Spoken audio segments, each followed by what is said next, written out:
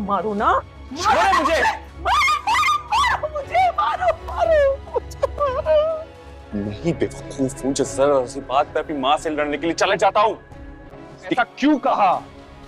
मैंने बहुत बड़ा गुनाह कर दिया, मुझे इस गुनाह की सजा मिलनी चाहिए। खबरदार जो तुमने आइंदा नाबिया को एक लफ्ज भी बोला।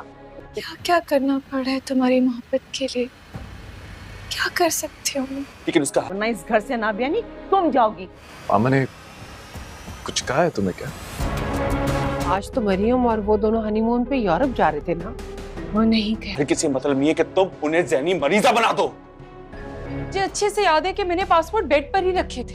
जब यहीं रखे थे तो ढूंढो यहीं होंगे। किस घर में सास बहू में लड़ाइयाँ नहीं होती? उसे मेरा कहा मानना पड़ेगा। अब क्या कर दिया तुमने? समझी?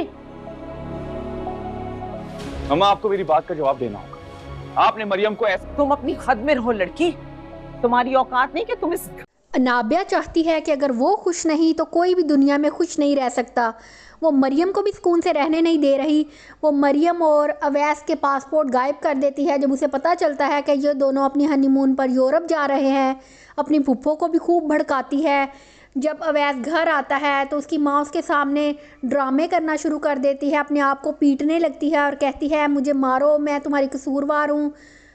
मरियम परेशान हो जाती है कि ये क्या हो रहा है और अवैस भी मरियम को ही ब्लेम करना शुरू कर देता है। कहता है कि अब क्या मैं तुम्हारी वजह से अपनी माँ से झगड़ा करना शुरू कर दूँ। नाबिया दिल ही दिल में बहुत खुश हो रही होती है।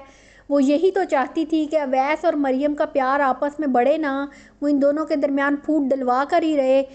जब अवैस नहीं होता तो मरियम अपनी फुप्पो के सामने भी मगरमच्छ के आंसू बहाती है और वो मरियम पर चिल्लाती हैं और कहती हैं तुम्हारी औकात तो नहीं थी इस घर में रहने की, ये नाबिया की वजह से ही तुम ब्याह कर इस घर में आ गई हो, तुम्हारी हिम्मत कैसे हुई इसे बातें सुनाने की, ये इसकी फुप्पो का घर है। काफ़ी बेइज्जती करती हैं मरियम की, वो बेचारी तो फंस कर रह गई है इन सब के दरमियान।